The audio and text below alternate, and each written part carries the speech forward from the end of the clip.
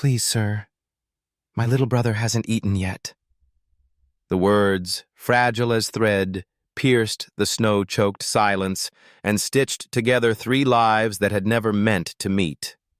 If this story touches your heart, please subscribe and stay with us until the last chapter of this journey of healing and hope. The winter morning in Back Bay carried a weight far heavier than the snowflakes tumbling against Boylston Street. Boston had woken into a blizzard, the kind that blurred the Prudential Center's glass crown into a ghost of itself and silenced even the usual rush of taxis. Inside Hartley Bakery, the golden lamps warmed the polished glass counters, where pastries sat like little treasures. Muffins dusted with sugar, cranberry scones, baguettes stacked neatly. The air was fragrant with yeast, cinnamon, and coffee. At the far end of the counter stood a girl no taller than the glass case. She pressed her small hands against the counter's edge, her breath fogging the surface as she counted coins with slow, deliberate care. Her coat was mustard yellow once, now dulled by wear, the cuffs frayed to threads. A knit cap, stretched out of shape, sagged to one side of her head. She couldn't have been more than 7. 2 muffins. Please, she whispered, her voice nearly drowned by the hum of the espresso machine. The cashier looked down, eyebrows arched with impatience. Sweetheart, that's not enough. You're short by nearly $2. Come back when you've got the rest. The girl's fingers tightened around the coins. Her cheeks reddened, not from the cold, but from shame. She tried again, pushing the coins forward like an offering. It's for my brother. He hasn't eaten. The cashier shook her head and nudged the coins back across the counter. I'm sorry. We can't give things away.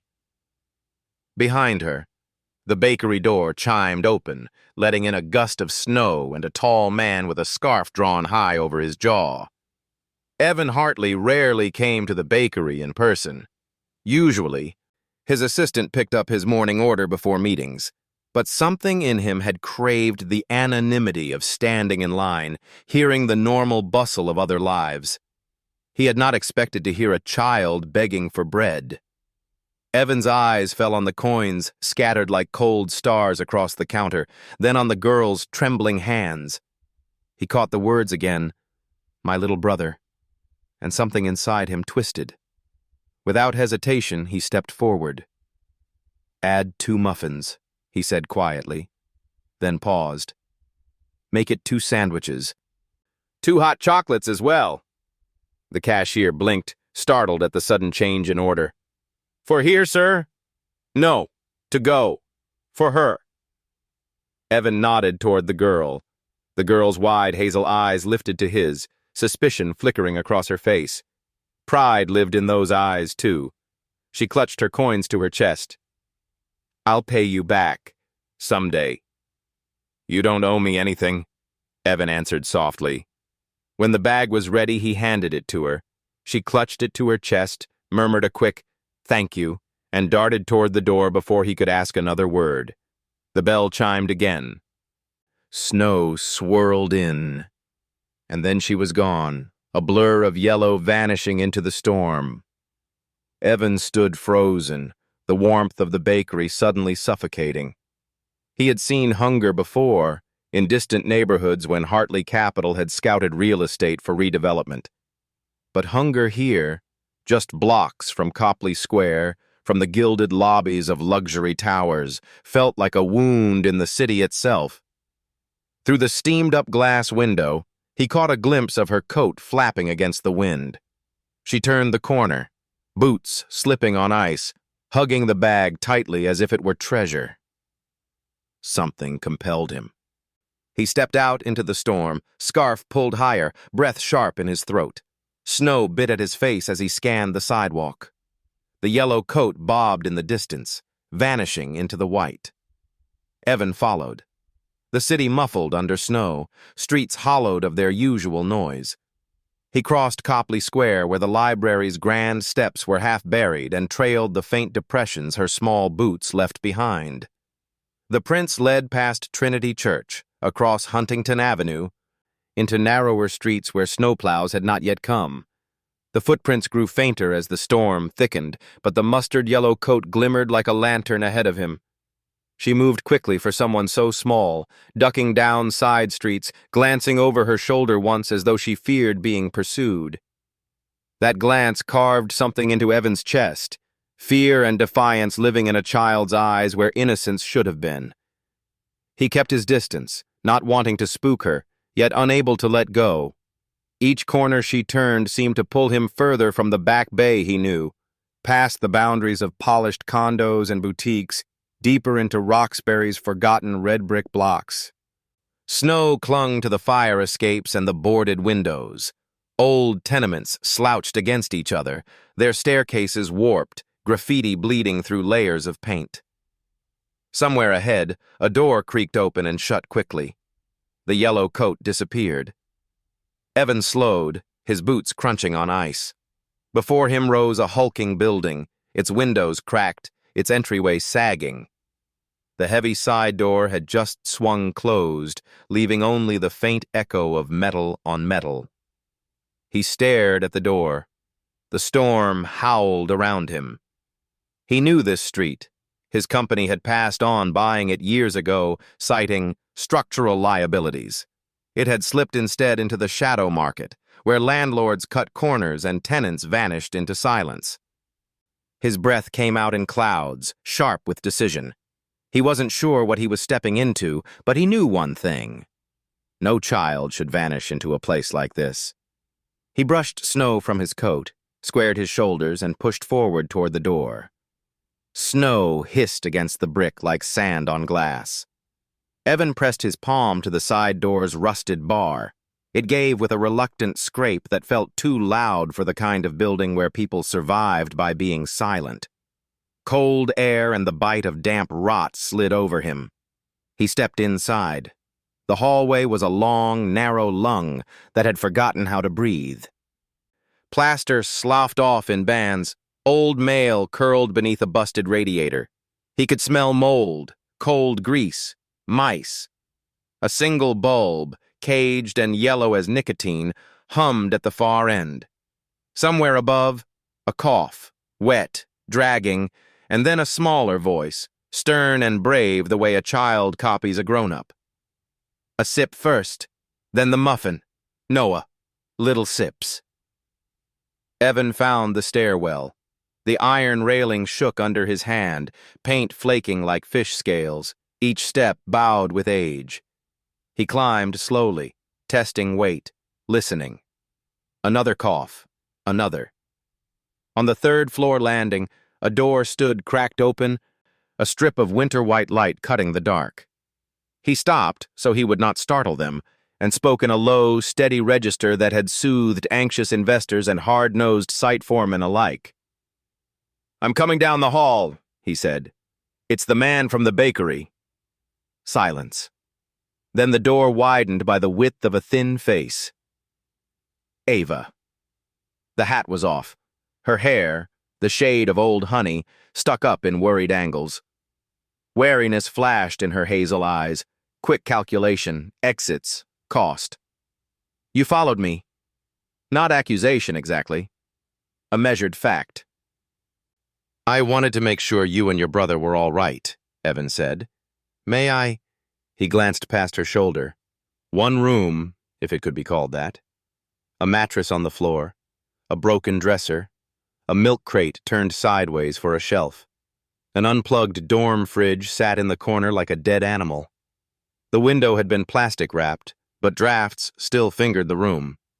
On the mattress lay Noah, 2, maybe, thinner than a winter branch, cheeks fever bright, the breath hitching under a cough that rattled low in his chest. A paper grocery bag served as a trash can. It held tissue spotted with rust-red specks. "I'm not with DCF," Evan said quietly, immediately, because he saw the way Ava positioned her body between him and the boy. "I won't take you anywhere you don't want to go. I just want to help." Her chin rose in the smallest, oldest defiance. "DCF puts kids in different houses. My friend said so." "They also keep kids safe," he said, truth first. "But right now your brother needs a doctor." He just has a cold. The denial was gentle, a wish spoken out loud. She glanced at the muffins, then at Noah, then at Evan, as if there were a correct sequence of steps, and she had to find it fast. If we go to the hospital, they'll ask who we are. They'll ask for Mom. They'll call. The number. There was history in the word number. Late rent, loud knocks, the wrong kind of men in dark jackets with promises shaped like threats. Evan crouched so he met her eyes at level. What's your name? Ava Parker. I'm Evan Hartley. May I look at Noah? I won't touch him without asking. She hesitated, checklist inspection in a heartbeat, then opened the door wider. Evan entered and knelt by the mattress. Noah's lashes were sticky with fever sweat. Evan pressed 2 fingers to the boy's wrist, counting silently. The pulse thudded fast and thready. He watched the chest rise. Too quick. He leaned closer. Hearing the rails, those wet, bubbling undertones that lived low and didn't clear with a cough. He pulled his phone and, out of habit, opened the Notes app because precise words anchored him. Tachypnea, productive cough, fever flush, possibly dehydrated. The lips were cracked, tongue dry. He didn't need to be a doctor to read the signs. He had been in enough pediatric wings with donors to recognize community-acquired pneumonia when it sat in front of him and labored to breathe. Ava, he said, voice steady. I think this is more than a cold. He's working too hard to pull air. Do you see how his belly? He placed his own hand against his sweater, showed the tug under his ribs. That's called retractions. And his lips, they're getting dry because his body doesn't have enough water. She set the hot chocolate down, untouched. Her shoulders squared. If I say yes to the hospital, will you promise? Her voice thinned, then tightened again. Promise they won't split us? I can't promise what isn't mine to promise, he said. The truth, again, because children feel the weight of lies before adults do. But I can promise I'll stand with you. I can tell the doctors I am with you now. I can consent to care if we need to, and I can call a social worker who knows the law. We can make a plan, together. Her mouth trembled. She swallowed it back. He keeps getting hotter, she said. Last night he had shakes. I put wet paper towels on him and he said it was snow. Evan took off his scarf, folded it, slid it under Noah's neck to elevate slightly, to ease the work of breathing. He pulled off his gloves and, with the back of his hand, checked the boy's forehead. Heat steamed off him. He looked at the pastel blister pack on the crate, children's acetaminophen, 3 missing, the rest coated with a fuzz of dust. He scanned the room. No humidifier, no thermometer. A cup with half an inch of water. Do you have a coat for Noah? He asked. Ava pointed to a pile. Too small jacket, sleeves chewed by time. He hates it. Says it scratches. We'll wrap him in blankets. He stood. My car is out front. We'll go to Boston Children's, Longwood. They know exactly what to do for little lungs. I will tell the triage nurse we're here together. I'll give my name. I'll answer the questions until you're ready to. Her eyes searched him like a ledger. Why would you help? Because he knew what abandonment felt like, even from people who swore they would never leave. Because every building he had ever renovated had a ghost story in its foundation. Because there was a knot in his chest that would not untie unless he moved. Because someone should have shown up for you two before now, he said simply. Let it be me. A cough detonated. Noah folded around it, a small body wrung out by the effort. He gasped at the end. Mouth open, a thin squeak, stridor, fanning the air. His color paled around the lips, a dusty blue creeping in. Okay, we're going, Evan said, already moving. Ava grabbed a threadbare blanket and tucked it around her brother with the careful competence of a girl who had been promoted to parent without a ceremony. Evan slid his arms beneath Noah. God, he was light, supporting the head and the rump the way the pediatric nurses had taught him on a charity tour. Secure the airway, protect the spine, keep him warm. Noah's breath contracted against Evan's chest, hot and shallow, a bellows beginning to fail. They moved. The hallway blurred. The stairs became a problem to solve one step at a time. The second tread from the landing bowed so dangerously that Evan took it slow, feeling for the middle where the wood bit deeper into the stringer. Ava went ahead, one hand on the rail, the other hovering near her brother's foot, as if sheer will could keep him from slipping. On the second-floor landing, a door opened. A man with a sweatshirt hood up, eyes like dull coins, took one look at the bundle in Evan's arms and withdrew without a word. The door clicked shut. Survival in these halls was an economy of not seeing. Outside, the storm had thickened. Snow stung their faces. Wind tugged Ava's hat backward. Evan's SUV squatted at the curb like a silver animal already half buried. He unlocked it with a chirp that sounded indecently cheerful here. He set Noah across the back seat, then turned, fast, to snap the booster's straps out of the way. No, too small, so he wedged the boy sideways, head elevated on the folded scarf, seatbelt firm but not constricting the ribs. He cranked the heat, turned on recirculation, and, with the care of new fathers and field medics, checked for the simple things. Airway clear, nothing lodged, blanket secure, little hands warm. Noah's eyes fluttered. His chest pumped shallow. A coughing jag seized him, and when it released, his breath came in a thin, high whine. Ava climbed in beside him, both palms gentle on his arm. "It's okay, Bug," she whispered. "We're going to the place with the fish tank." "Fish," Noah echoed, ghost of a smile wobbling. Evan pulled into traffic, or what passed for it when the city moved like a slow animal under white. The wipers thumped a rhythm like a tired heart. He narrated every move, turning left, a little bump. "You're doing great!" Because calm is a rope you throw across the dark for others to hold. At the first red light, he cracked the window a fraction despite the cold to keep the air fresh and watched Noah's breathing. He pulled out his phone and thumbed a message to a contact he had filed under Boston Children's, ER liaison from a fundraiser 2 winters ago, arriving with 2YO, suspected CAP, febrile, respiratory distress, dehydration. No parent present. I can consent. Need triage ready. He hit send, then called. A clear, practiced voice answered, promised a team at the bay door. Behind him, Ava whispered numbers as if counting made the road shorter. 20 blocks. 19. 18. "Do you ever ride in a big elevator?" Evan asked, glancing at her in the rear view to pull her head out of fear. "At the hospital, there's one with glass. You can see the city." Her mouth twitched.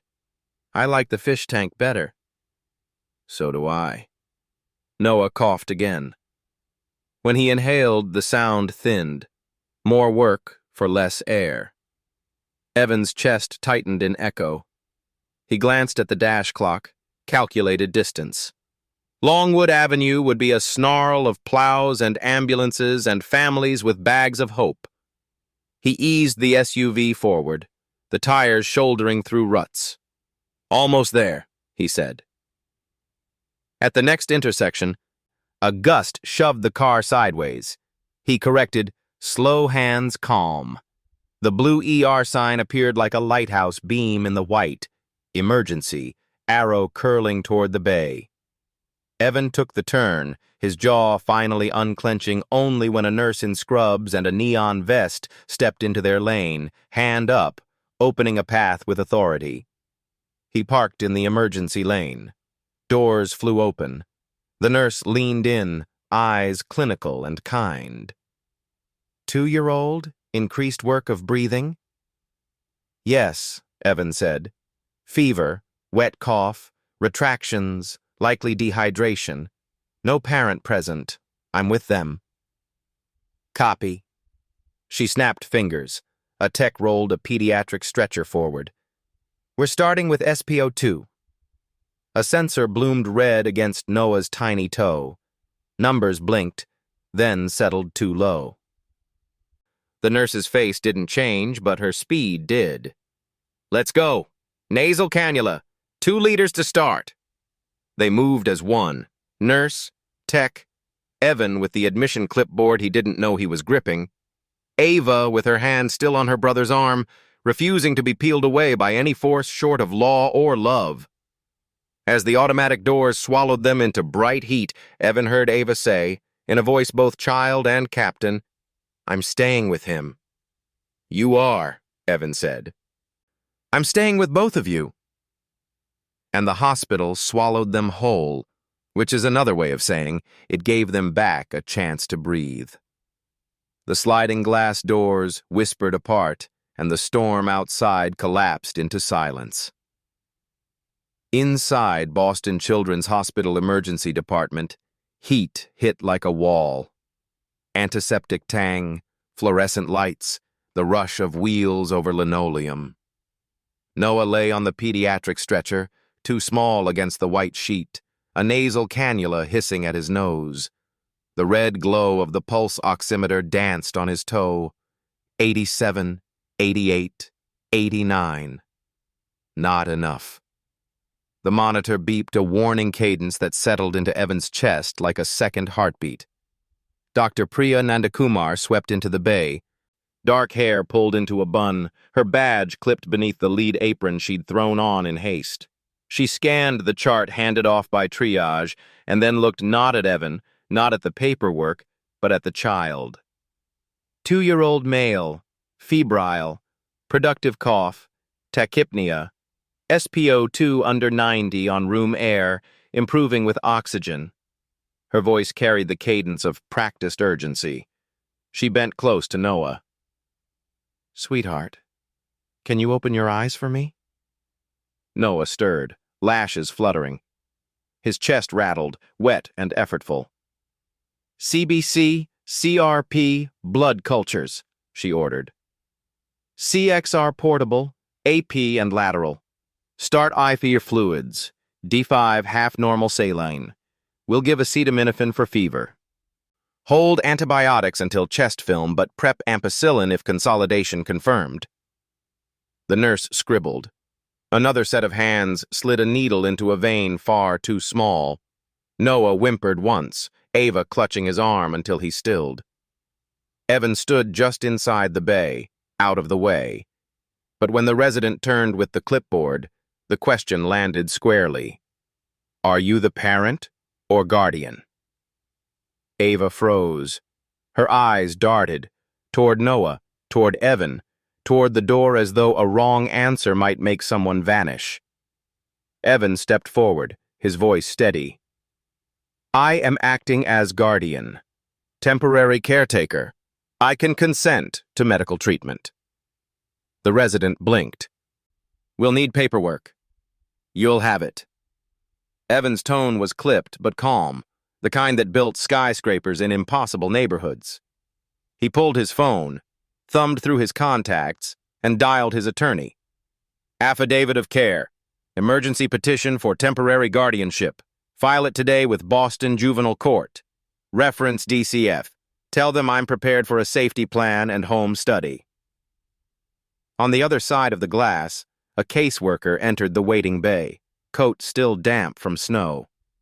Lydia Moreno, Department of Children and Families, badge swinging against her scarf.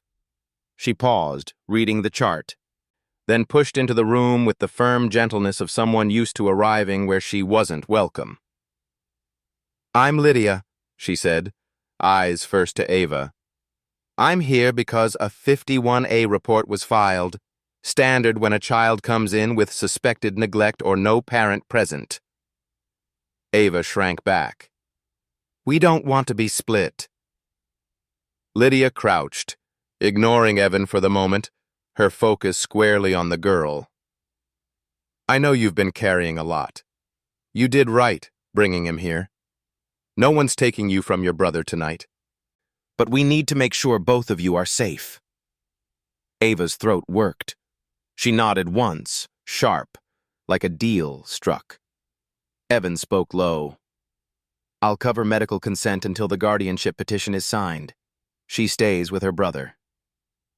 Dr. Priya glanced between them, weighing law and medicine. Finally, she said, the only priority is stabilizing Noah. Paperwork can catch up. The portable X-ray arrived, a wheeled machine like an alien in the room. The tech positioned plates, coaxed Ava to step back, shielded her with a lead apron nearly swallowing her frame. The film captured Noah's fragile chest in black and white truth. Minutes later, Priya held the image against the light. Consolidation bloomed like storm clouds in the lower lobe. Left lower lobe pneumonia, she confirmed. Ampicillin IV, weight-based dosing. Admit to pediatrics. Monitor for dehydration. He's lucky you brought him now. Evan exhaled, a sound half relief, half ache. Lydia shifted, pulling a notepad. Mr. Hartley, if you intend to assume care, I'll need to file supervisory notes. DCF will visit your home. Are you prepared for that? Yes. His voice didn't waver. 1 Dalton, Back Bay, penthouse. Fully secured, staffed, ADA compliant. Whatever you need inspected, inspect. Lydia raised her brows at the word penthouse, but said only, I'll note it. Noah whimpered as the IV fluid started. Ava reached across the rail, her small hand settling over his. I'm right here, she whispered. He quieted, as if tethered by that single thread. Evan watched them. The child too small to breathe without help, the sister too old for 7, and knew he had crossed an invisible border. He wasn't a bystander now. He was on record. He was inside the system with them. When Priya finished charting, she looked at Evan directly. Are you certain you want to shoulder this? It's not a small thing. DCF, guardianship, long nights here. I'm certain. Something softened in her eyes. She signed the orders, clipped the chart, and moved on to the next crisis. As the stretcher rolled toward pediatrics, Lydia walked beside Ava. Evan followed. Phone vibrating with texts from his attorney. Petition filed. Emergency hearing docketed tomorrow morning. Be prepared to appear. He silenced the phone. Tonight wasn't about courtrooms. Tonight was about lungs filling with air. At the elevator, Ava tugged at his sleeve. You meant it? You're not leaving? Evan knelt so their eyes met level. I'm not leaving. Not tonight. Not tomorrow. Not until you both can breathe safe. The doors slid open. The red lights of the ER receded behind them. Ahead waited more corridors. More questions, more signatures. But also, maybe, a fragile beginning. By morning, the storm had thinned into a fine, drifting lace. Boston woke, shook itself free of its white sleep, and went about the quiet work of beginning again. On the 12th floor of Boston Children's, Noah dozed against pillows, oxygen off now except during naps, IV ticking like a small clock. Ampicillin dripped with the patience of snowmelt. His fever had crested, then edged down. Evan stood at the window and watched the early light slide along Longwood Avenue like a blessing. In the chair by the bed, Ava drew in a cheap spiral notebook. The bakery case, a steaming mug, a yellow coat. When the door clicked, and Lydia Moreno stepped in, clipboard under her arm, Ava set the pencil down and reached for Noah's hand without looking. The motion felt practiced, elemental, like breathing. Court is at 10, Lydia said. Juvenile 60 State Street, 5th floor. Docket's full, but the clerk squeezed you onto the 10:30 calendar. Your attorney will meet us there. She paused. How's his breathing? Better, Evan answered. CXR this morning shows improved aeration. He's still tired. They'll keep him admitted through tonight, maybe tomorrow, to ensure hydration holds. Good, Lydia said, and some tightness left her shoulders. I'll get the nurse to note it in the chart for my file. They rode the elevator down with the breakfast carts and the linen hampers, and in the parking bay the air smelled like old snow and diesel. The city's edges had softened, plows having carved smooth corridors through the white. Evan's SUV, still crusted with last night's fear, hummed a low, reassuring idyll. Ava buckled in and held her notebook like a shield. Lydia's county-issued sedan fell in behind them. Downtown, the courthouse rose in clean lines and glass, the kind of building designed to promise fairness with its face. Inside, the metal detector swallowed Evan's belt and returned it less dignified. The lobby was a geography of worry. Parents with manila folders, teenagers with hoodies pulled low, babies asleep in car seats as if the law were a lullaby. On the 5th floor, the Boston Juvenile Court felt smaller than he expected. Fluorescent lights, comfortable chairs that weren't. The seal of the Commonwealth stared down with a stoic gaze. A clerk, hair in a bun that meant business, called case numbers like a metronome. Moreno and Hartley, Lydia told the clerk when it was their turn. Temporary guardianship petition on emergency docket. Papers slid across a worn counter. Stamps thumped. Time advanced in tiny, official steps. Evan's attorney, a woman with steady eyes and a voice that made anxious things settle, arrived with a canvas bag full of forms. "Good morning," she said, hand extended. "I'm Nora Ames. I've drafted your affidavit of care and verified your insurance information. We'll move to enroll Noah in Mass Health Limited if needed, to cover inpatient expenses. I've also prepared a proposed safety plan to satisfy DCF supervision for the 30-day period. We'll ask the court to appoint you as temporary guardian under GLC 190B with DCF oversight." Ava listened like an adult, the pencil at the ready. "What's a safety plan?" she asked. "A written set of promises," Nora said, turning to her with respect instead of condescension. "For example, no visitors who could be unsafe, locked medication cabinet, working smoke detectors, a plan for school pickup and doctor follow-up. It tells the court how the grown-ups will keep you and your brother safe." A door opened. A court officer spoke a name. The room shifted as bodies stood and sat in waves. Then, "In the matter of Parker minor children," the clerk called, "DCF petition with proposed temporary guardianship to Mr. Evan Hartley." They entered together, Lydia and Ava first, Evan and Nora behind. The judge, a woman in her 50s with hair the color of steel and eyes that missed nothing, looked over her glasses at the file before her. The Commonwealth's seal on the wall gleamed like frost. "Appearances for the record," the judge said. "Department of Children and Families, caseworker Lydia Moreno. For the petitioner, Mr. Hartley, attorney Nora Ames. And for the minors?" "Your Honor," Lydia said, "DCF is appearing in its child protective capacity. There is no known parent or legal guardian present. We request the court appoint Mr. Hartley as temporary guardian under DCF supervision so medical care can proceed and placement can be stabilized." The judge turned to Evan. "Mr. Hartley, step forward." He did, palms dry despite everything.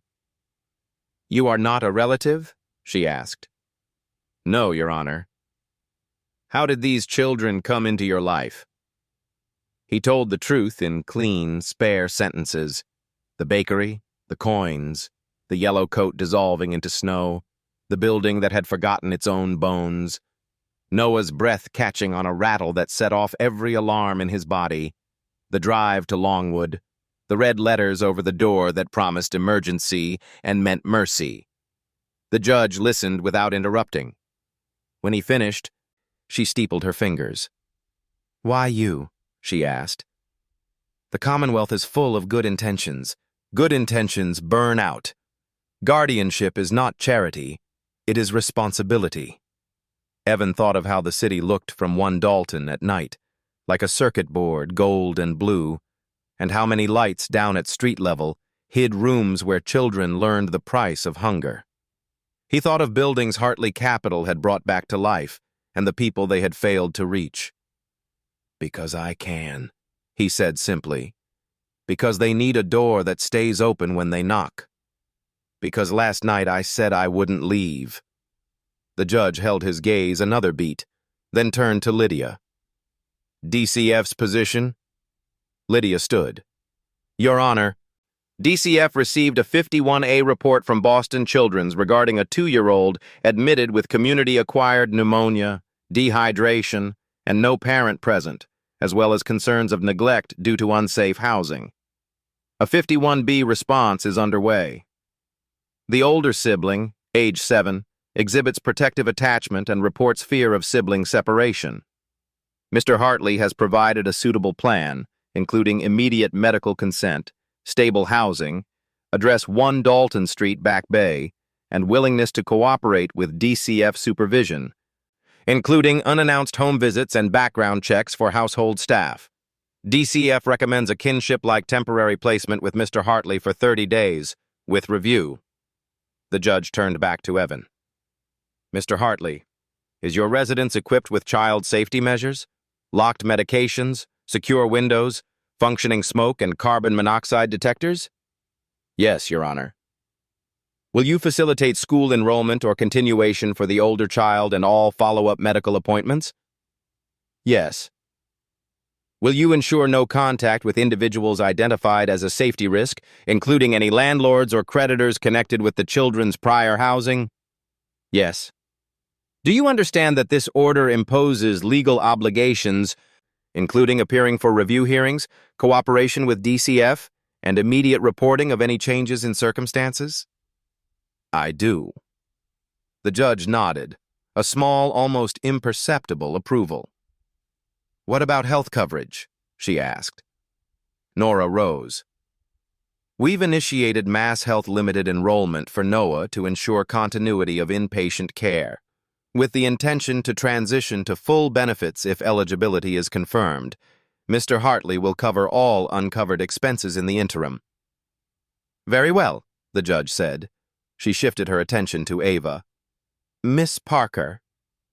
Ava startled, then stood, small hands clasped tight. "I don't often get to ask the person who matters most," the judge continued, voice gentler now. "Do you feel safe with Mr. Hartley?" Ava looked at Evan. 1,000 calculations passed through her eyes, stairs and snow and the scent of soup in a warm kitchen she had seen only in drawings. "Yes, Your Honor," she said. "He says what's true and stays." The courtroom went quiet in that particular way truth makes rooms hush. The judge tapped her pen once against the file. "This court finds good cause to grant temporary guardianship to Mr. Evan Hartley for a period of 30 days with DCF supervision, including home visits, school coordination, and medical adherence. The court further orders that the department facilitate services under the McKinney-Vento Act to stabilize the older child's education. A review is set in 28 days. Mr. Hartley, you will sign the affidavit of care and the safety plan on the record. The department will conduct a home study this week." The clerk read it back, the words turning from air to ink. Nora slid the forms across. Evan signed where yellow flags bloomed. Affidavit of care, temporary guardianship petition, safety plan. Lydia added her signatures like stitches on a seam that needed to hold. The gavel fell, one clean, decisive knock. Paper became promise. Outside the courtroom, the fluorescent hallway returned, dispensing coffee from a machine that tasted like worry. Nora shook Evan's hand. "Congratulations," she said, then amended the word. "Courage." Ava tugged at Evan's sleeve. "Does this mean Noah can come home with us when the doctors say yes?" "It means," he said softly, "you won't have to fight alone." Lydia checked her watch. "I'll meet you at 1 Dalton at 3 for the initial home walkthrough," she said. "No need to stage anything. We prefer real life." Her smile was brief, real. "And Mr. Hartley, good answer in there." He nodded. "Thank you." They stepped toward the elevators. A man at the end of the corridor, a process server maybe, or just another life orbiting the same gravity, watched with a look that held interest but not kindness. For a second, Evan felt the echo of last night's text vibrate through his memory. "She owes me. Don't get in the way." He turned his body slightly, placing himself between that gaze and Ava without making a scene. On the ground floor, the courthouse doors breathed them back into winter air. The sky had turned a clear, brittle blue. Exhaust made ghosts of passers-by. Evan's phone buzzed. A new message from Nora. DCF supervisor also requested proof of locked med storage and staff Corey checks. Send before 2:30 if you can. Another buzz. This one from an unknown number. No text, just a photo. The side door of a red brick building in Roxbury, a fresh set of footprints leading to it. The timestamp was this morning. Beneath it, a line. Rent comes due, one way or another. Evan slid the phone into his coat pocket and felt the shape of the day change beneath his hand, like a building whose load had shifted. He looked at Ava's upturned face, then at the fragile stamp of the court order in Nora's folder. "Let's go see your brother," he said. They crossed to the SUV. The engine turned over with the confidence of something built to move through weather. As they pulled away from the curb, the courthouse dwindled in the rear view, not as an ending, but as a beginning with a signature across it. The storm had ended, but winter clung stubbornly to Boston. Slush lined the curbs on Boylston Street, brown and gray where tires had churned it. Above it all, one Dalton pierced the sky, its glass and steel gleaming cold under the brittle sun. For most, the tower was just another monument to wealth. For Ava, standing in the lobby with her backpack clutched to her chest, it looked less like safety and more like an aquarium. Too much glass, too many eyes.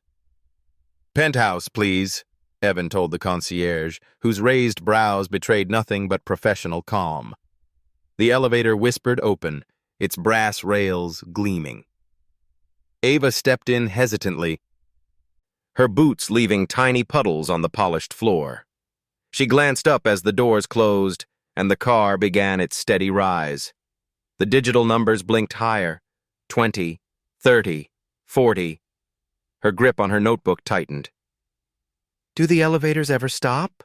she asked, voice small. "Only where you want them to," Evan said.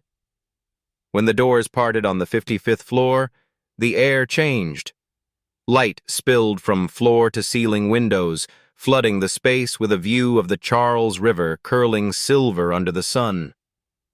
Hardwood floors stretched like smooth ice. The kitchen gleamed with stainless steel and quartz.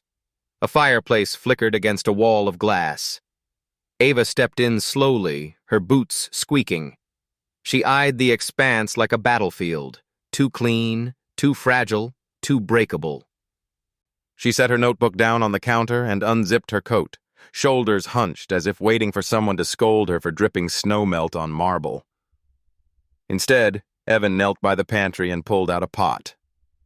"You hungry?" Ava's eyes darted. "Depends.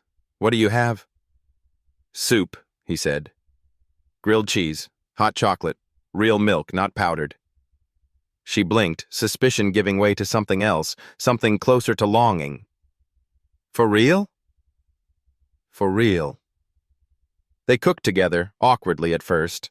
Evan sliced bread while Ava buttered it with solemn precision, as if signing a treaty.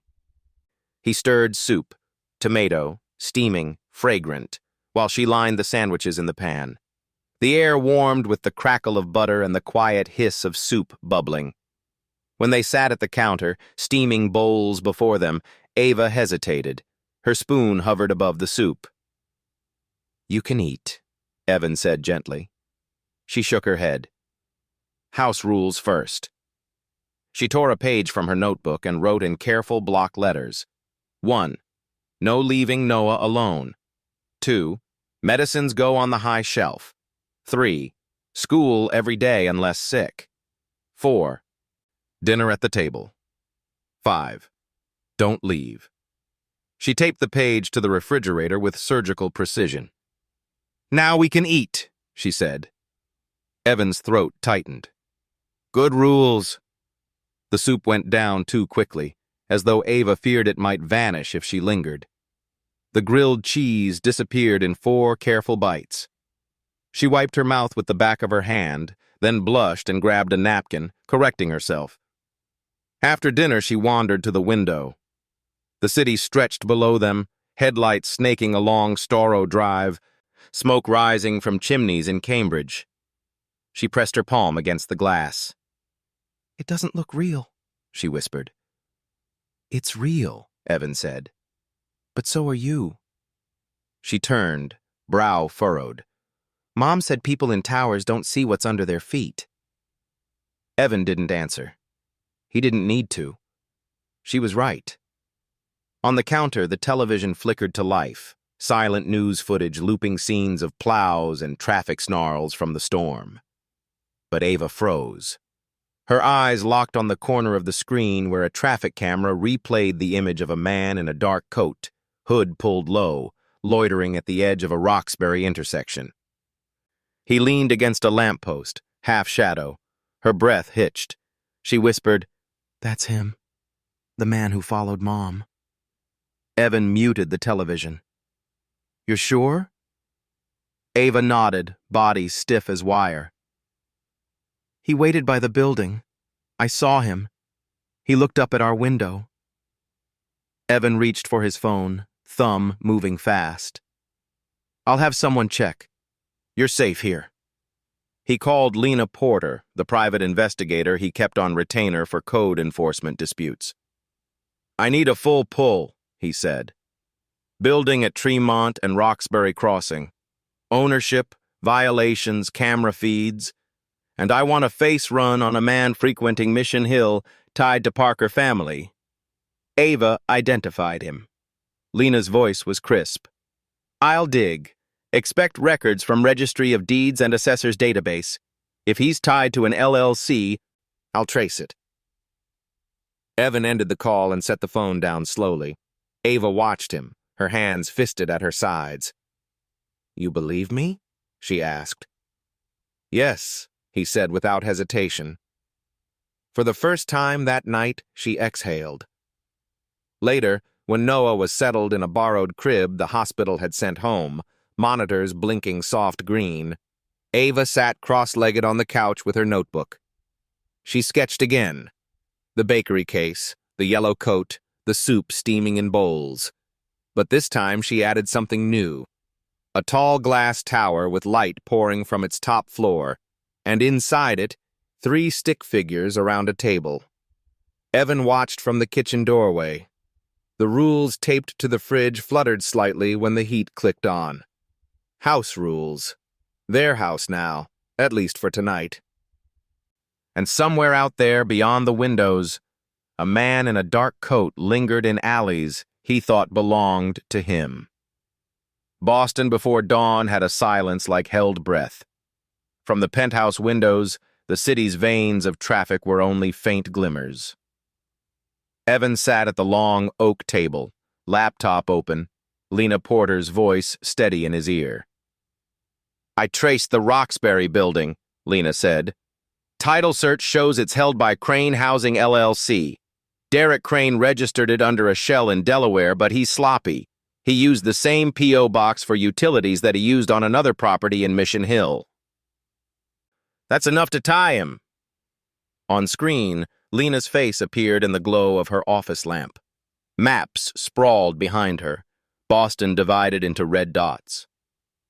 What am I looking at? Evan asked. Every address Derek controls. Tenements in Roxbury, Dudley Square, Mission Hill, none with proper rental licenses. Most haven't passed inspection in over a decade. He subdivides apartments into illegal rooming houses, blocks egress, no heat, mold, lead paint. Tenants pay cash, no leases, no paper trail. If someone complains, he threatens eviction or worse. And guess who lived in one of those units? Evan already knew the answer. Ava and Noah's mother, Lena said. She owed 3 months' rent plus late fees Crane invented. He leaned on her. When she fell behind, he started showing up. He wasn't just a landlord, he was a collector.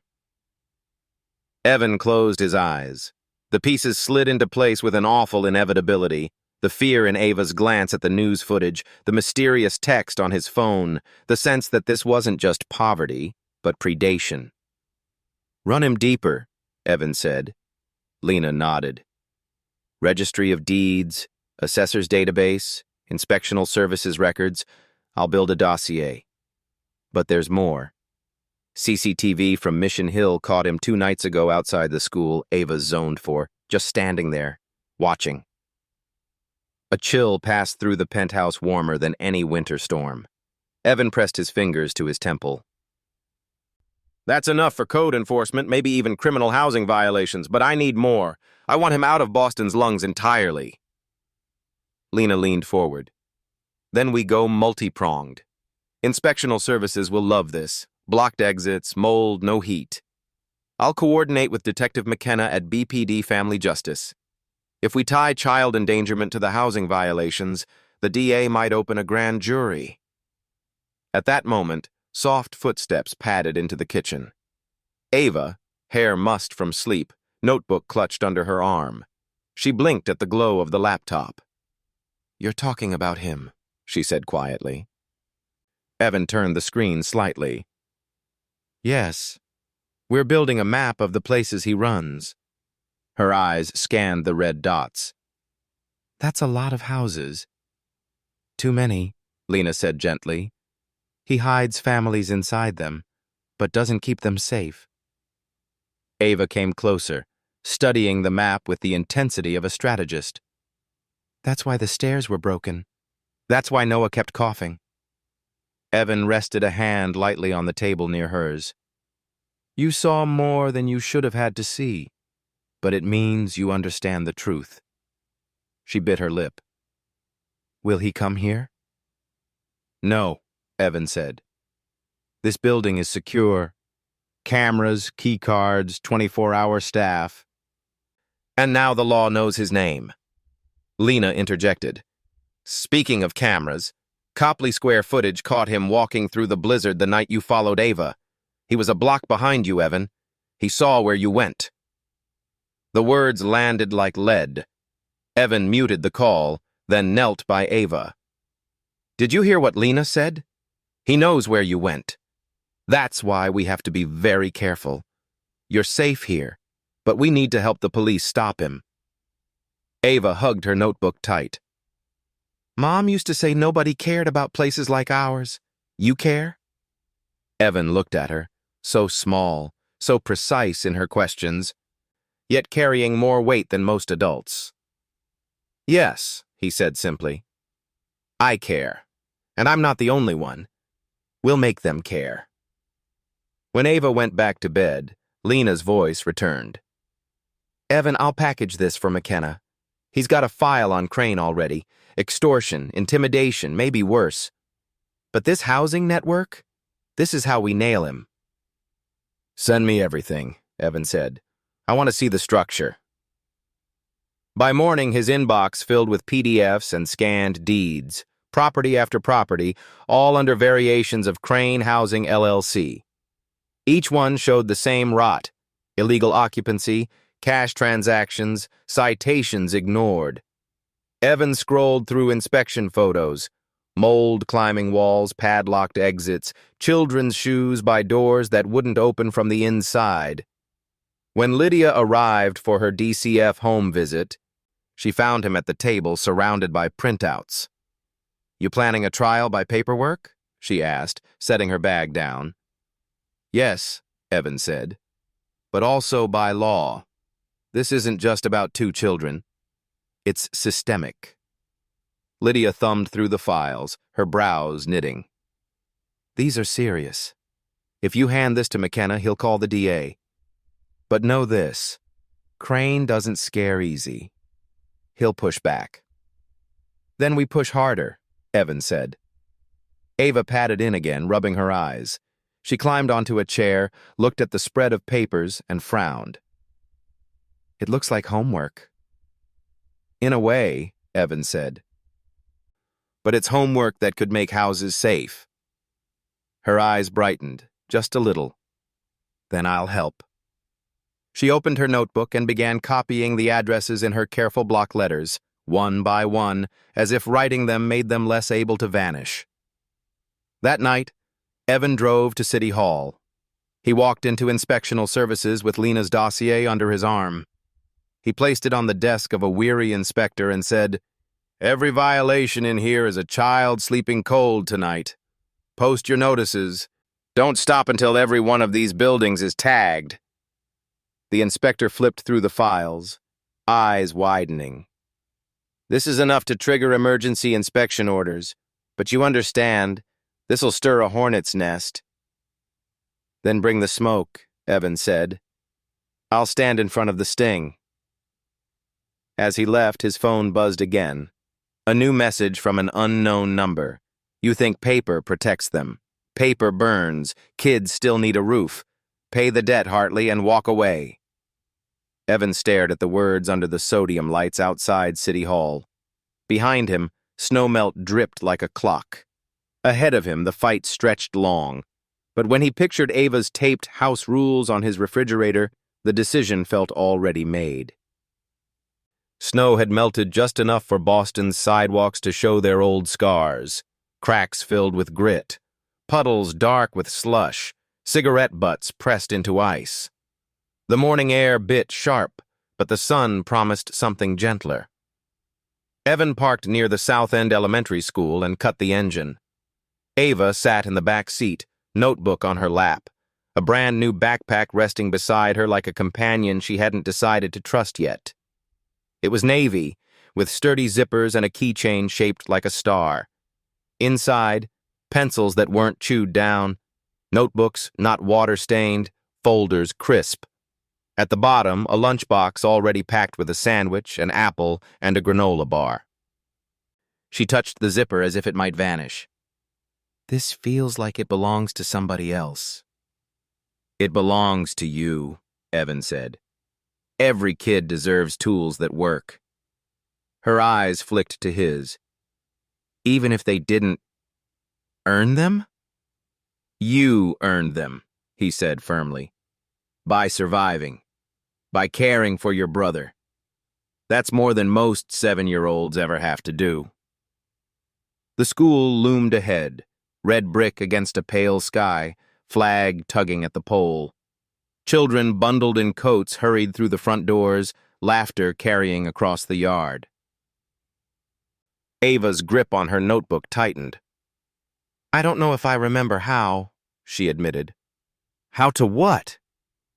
"How to be just a kid." "You don't have to remember today," Evan said. "You only have to walk through that door." Inside, the corridors buzzed with the hum of January mornings. Boots squeaking on linoleum, lockers slamming, the tang of crayons and floor cleaner. A guidance counselor met them, a woman named Ms. Franklin, with warm eyes behind glasses. She shook Evan's hand, then bent to Ava's level. "Welcome back," she said. "You're covered under the McKinney-Vento Act. That means we'll help with school supplies, meals, transportation if you need it. And you'll have a safe space to come if things feel heavy. Does that sound okay?" Ava nodded, still clutching her notebook. "And I've already asked your teacher to ease you back in," Ms. Franklin continued. "No pop quizzes, no catching up all at once. Just a soft landing."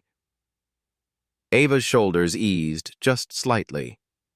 Evan lingered in the hall as Ms. Franklin walked Ava to her classroom. Through the window, he watched Ava slip into a desk, the new backpack at her feet. A boy leaned over, whispered something.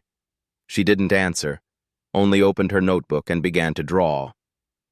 For a moment, Evan let himself breathe, Then the radio on his hip buzzed. The security officer stationed near the front doors. "Hartley, you copy?" "Got a situation." Evan strode to the lobby. Through the glass doors, a man lingered on the sidewalk. Hood up, shoulders hunched. He wasn't moving toward the building, just standing, smoking, eyes fixed on the doors. Evan's gut clenched. Derek.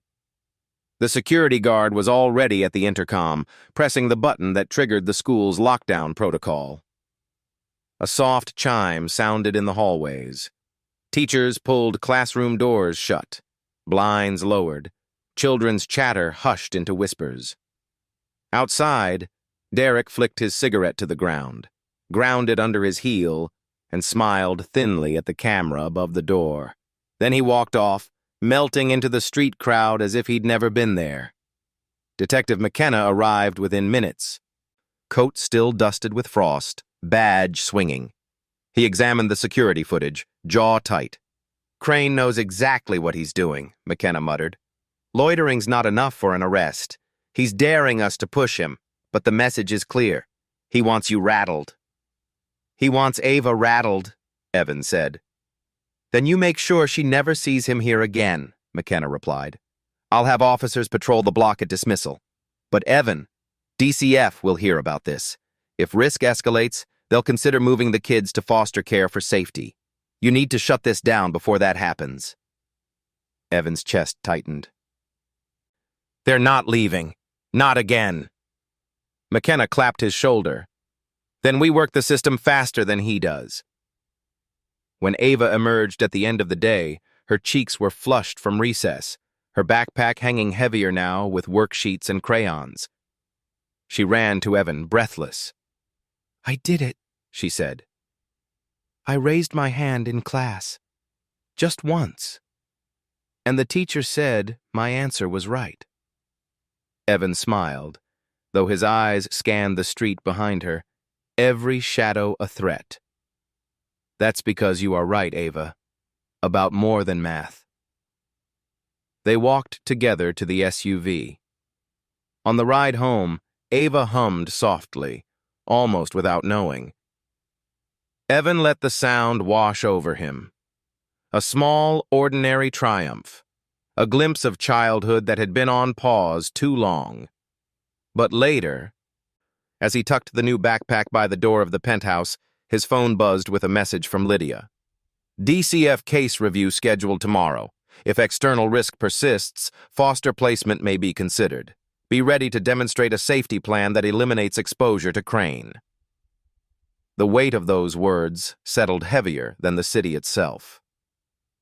The next morning, the penthouse kitchen was less a home and more a war room. Papers blanketed the counter, inspection reports, code citations, police incident summaries, even hand-scribbled notes from Ava that Evan hadn't had the heart to remove. A thermos of coffee sat untouched. The air was taut with the sense that time was shorter than the clock admitted. Lena Porter arrived first, her laptop bag slung across her shoulder, scarf still dripping with melted snow. She set the bag down and clicked it open, her fingers already moving. "I spent half the night pulling every violation Crane's properties have racked up," she said. "Blocked egress, no heat, rodent infestations, lead paint exposure. He's ignored over 20 citations in the past 2 years. Most fines went unpaid. And I've got cell phone screenshots of his text threats to tenants. It's a paper trail thick enough to choke him." Detective Sean McKenna arrived minutes later, trenchcoat damp, badge glinting. He carried a stack of manila folders bound with an elastic band. "We ran surveillance on 3 of his Roxbury buildings overnight. Same story.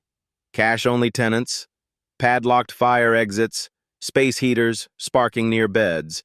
One officer nearly fell through a rotted stair." He dropped the folders on the counter. "The DA's office needs a package airtight enough to survive defense counsel shredding. That's where we fight, on paper." Evan spread the documents like cards in a high-stakes game. "Then we make it airtight." Lena pulled up the assessor's database on her screen. "Look here, Crane Housing LLC isn't registered as a landlord with the city. That alone is a violation, and the Registry of Deeds shows he refinanced 2 properties using inflated occupancy claims. That's fraud. If we tie those loans to child endangerment, we've got leverage. McKenna nodded. And with your testimony about finding Ava and Noah in that tenement, plus the medical record of Noah's pneumonia, we can draw a straight line between unsafe housing and harm to minors. The DA will salivate. Evan glanced toward the living room, where Ava sat on the rug coloring quietly with Noah. Their voices were soft, fragile against the storm of legalese. He lowered his own voice. How fast can we move? Today, McKenna said. I've got an assistant DA waiting for me at City Hall, but we need the violation notices posted formally by inspectional services to trigger enforcement. As if on cue, Lena slid over photos, bright orange papers plastered to wooden doors, some already torn half free. Inspectional services posted 7 buildings this morning. Tenants reported men ripping them down within hours. I've included timestamps and sworn statements from inspectors. That's tampering. McKenna flipped one photo forward, jaw tightening. That's Crane's style. Erase evidence before it sticks.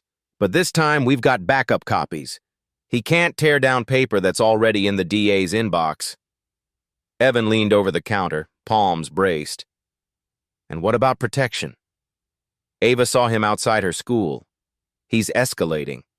If DCF hears about that without a clear safety plan, they'll pull them. That's where the court comes in, McKenna said. We can petition for a TRO, temporary restraining order, naming both children and you as protected parties. But the judge will only grant it if we prove credible threat. Which we have, Lena interjected, pulling up CCTV stills. The grainy photo showed Derek leaning under a streetlight outside the school gate. His face was half shadow, but the outline unmistakable. Time-stamped, location verified, it's enough. The room was silent for a beat, except for the faint scratch of Ava's pencil. Evan exhaled. Then let's file it. Today, before DCF's review. By afternoon, the trio sat inside City Hall's Inspectional Services office. The inspector, gray-haired, weary-eyed, shook his head over the growing stack. Crane's been a thorn for years, he muttered. Always one step ahead. Always just enough cash under the table to make complaints evaporate. But this, he tapped Lena's compiled dossier. This is a net. He can't wiggle through all of it. McKenna leaned in. So you'll certify the violations? The inspector stamped a stack with the heavy thud of authority. Certified. Forwarded to the DA's Housing Crimes Unit. From there, they walked the marble halls to the district attorney's office. The ADA, a young woman with sharp eyes, spread the papers across her desk like a feast. Code enforcement, fraudulent occupancy loans, extortion texts, child endangerment. You've built me a buffet, she said. I'll impanel a grand jury within the week. And the TRO? Evan asked. She slid a form across the desk. File this today at the courthouse. Include the school CCTV and the text messages you received. A judge will grant a temporary order if they believe the risk is imminent. Given Crane's pattern, I'd say it's near certain. Evan's phone buzzed while he signed. A new message. Just 5 words. You don't know her debts. No sender ID, just a phantom number. He swallowed the chill and signed harder, pressing ink deep into paper. That evening, back at the penthouse, Ava taped another rule under her first list. This one written in smaller, shakier letters. 6. Lock the doors twice. Evan crouched beside her. Good rule, he said softly. She looked up at him, eyes older than 7. Did you win?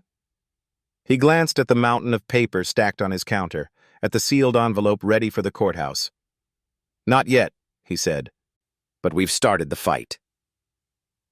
Ava nodded once, satisfied. She reached for her crayons again, sketching a picture of a house with windows glowing warm, a lock drawn twice on the front door. Behind her, Noah coughed once in his sleep, then settled. And in the hush that followed, Evan realized sometimes the fiercest battles were fought not with fists or money, but with paper. Paper that could hold the weight of a promise. The snow had softened into dirty piles along Longwood Avenue, but inside Boston Children's Hospital, the air smelled of disinfectant and hope. Noah sat upright in his bed, cheeks pink with warmth that was finally not fever. His hair stuck out in tufts, and a plastic dinosaur balanced on the tray in front of him as if guarding the last of his applesauce. Dr. Priya Nandakumar clicked through the digital chest X-ray on her tablet. Shadows that had once bloomed dark across Noah's lungs had faded, replaced with clearer fields. "Marked improvement," she said, tapping the screen. "CRP is down, oxygen saturation is stable at 96% on room air. We'll transition him to oral amoxicillin today. If he tolerates fluids, he can discharge tomorrow." Evan exhaled slowly. He hadn't realized he'd been holding his breath alongside the little boy's lungs. Ava perched on the chair by Noah's bed, notebook open, pencil moving in quick strokes. She drew the dinosaur, then Noah, then herself holding his hand. She added a balloon over their heads, words written in shaky block letters. "We breathe together." Dr. Priya smiled at the drawing.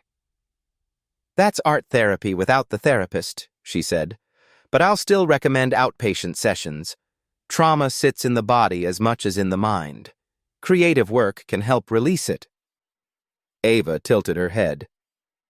"So drawing counts as medicine?" "It does," Priya said. "Sometimes the strongest medicine isn't in a bottle." That afternoon, a social worker wheeled in a cart stacked with crayons, markers, and blank paper. "Art therapy starter kit," she said, "courtesy of Child Life Services. Ava, would you like to try?" Ava hesitated. Then she pulled the paper close and began to sketch again. This time not the hospital bed, but the bakery window she still saw in dreams. Muffins behind glass, coins on the counter, Evan's tall figure placing a hand on the display case. The lines were uneven but strong. She shaded in snowflakes falling against the glass. "Do you draw every day?" the social worker asked. "Every day since Noah got sick," Ava answered. "It keeps the pictures in my head from yelling." The social worker nodded, noting it down. "That's exactly what we mean by art therapy." Evan watched silently, chest tight. It was one thing to battle men like Crane with legal filings, another to see how children built their defenses with pencils and paper. The next morning, Noah was discharged with a sheaf of papers, a 10-day prescription for amoxicillin, a follow-up appointment at pulmonary clinic, and an asthma action plan drafted by Priya for prevention. Evan read it carefully. Green zone. No cough. Play freely. Yellow zone. Coughing. Wheezing. Use inhaler. Red zone. Severe distress. Call 911. He tucked the plan into a folder labeled Medical, already color-coded in his briefcase. DCF caseworker Lydia met them at the discharge desk. "Ready for the home visit?" she asked. Evan nodded. "We'll head straight there." At the penthouse, Lydia walked through slowly, clipboard in hand. She checked the refrigerator, medications locked in a box at the top shelf. She tested the smoke and carbon monoxide detectors. She ran her finger along the child-proof latch Evan had installed on the balcony doors at midnight the night before. In the kitchen, Ava pointed proudly to the taped list of house rules. Lydia read them aloud, smiling faintly at rule number 5, don't leave, and rule number 6, lock the doors twice. Protective factors, Lydia murmured, jotting notes. Child engagement in safety planning. Positive caregiver involvement. stable housing, adequate nutrition, medical adherence. She checked each box with a practiced stroke. Noah toddled in, clutching his dinosaur, a faint cough still rattling but far weaker. He tugged at Lydia's sleeve. "Look, no tubes," he said proudly, pointing at his now bare nose. "That's wonderful," Lydia said warmly. Evan crouched beside him. "Because you're strong, and because we all work together." Later, in the quiet of the living room, Lydia sat across from Evan with her clipboard closed. "Mr. Hartley, DCF's role is to assess risk as much as capacity. Today, I saw protective factors outweighing risks. You've provided stability, medical care, and emotional support. That will weigh heavily at the review hearing." Evan exhaled.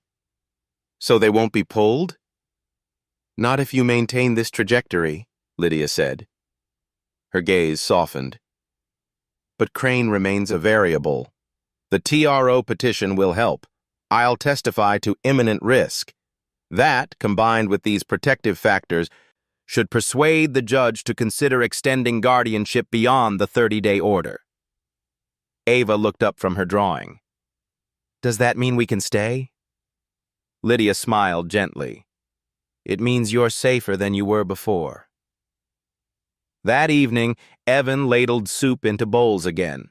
Tomato, like the first night. Ava carried grilled cheese to the table. Noah climbed into his booster seat, chest rising easily, cheeks flushed with the healthy color of hunger. They sat together under the soft glow of the pendant lights. Outside, the city glittered, indifferent but somehow smaller now, as if 3 people at a table could bend it. As Noah slurped his soup and Ava scribbled a new drawing, 3 stick figures under a roof, steam rising from bowls, Evan thought of Lydia's words. Protective factors. He thought of Priya's smile at the clear X-ray. He thought of Ava's trembling pencil strokes, steadying.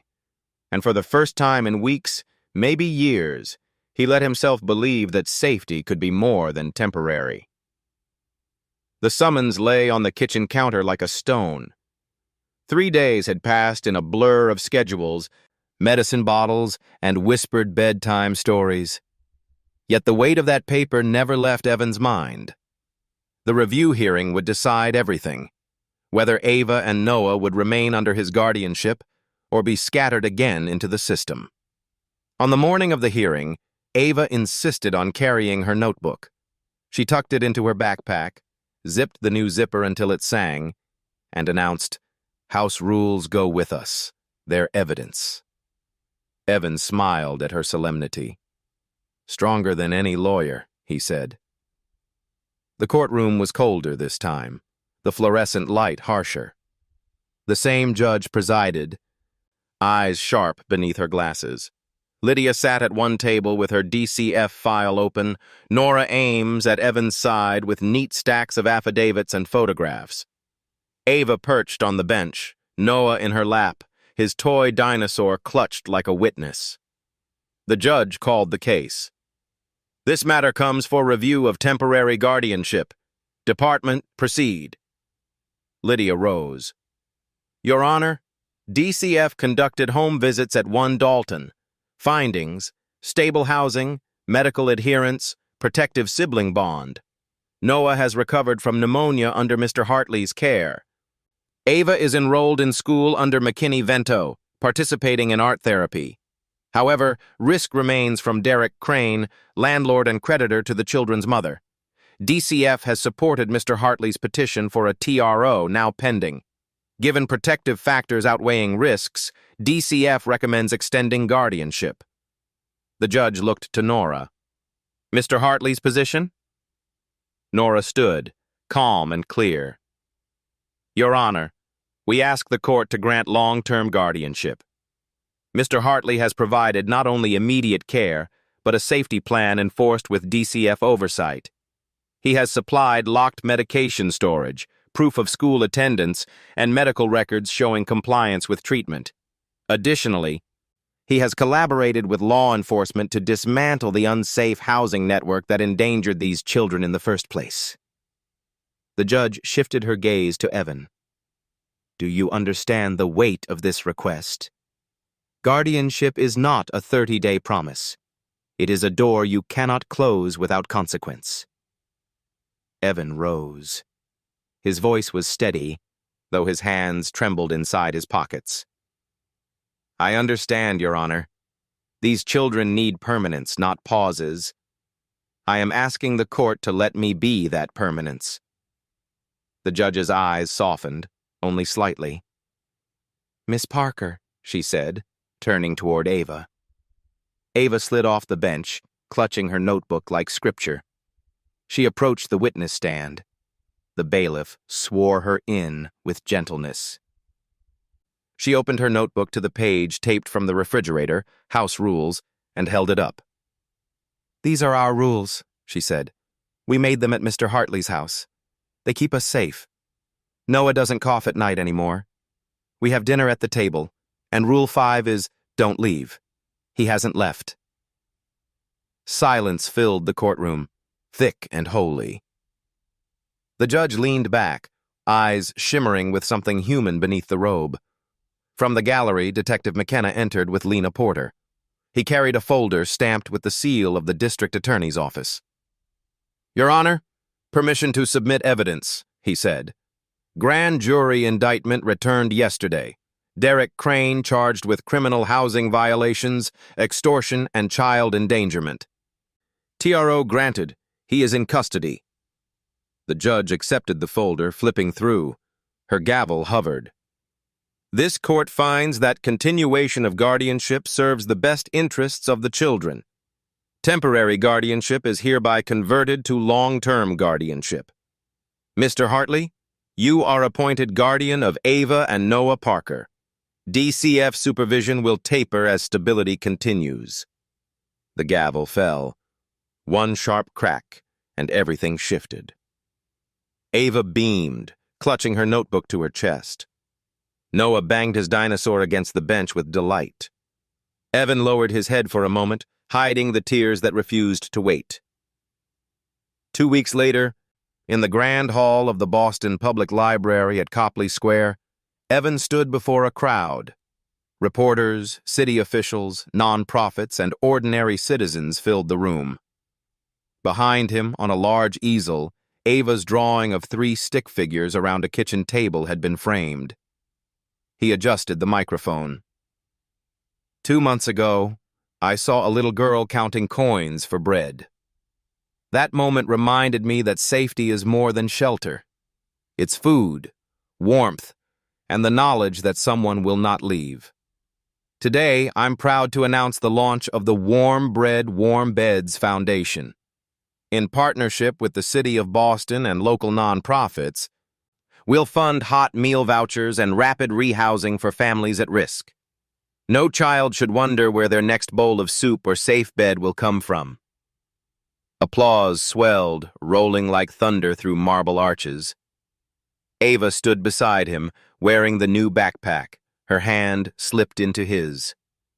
Noah toddled at their feet, dinosaur in tow, cheeks flushed with health. After the speeches, as the crowd dispersed, Ava tugged Evan's sleeve.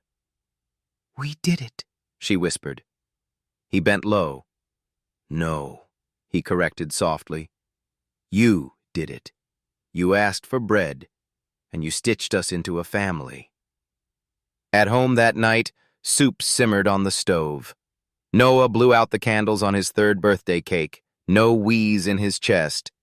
Voice clear as he declared, Make wish! Ava taped her newest drawing to the kitchen wall.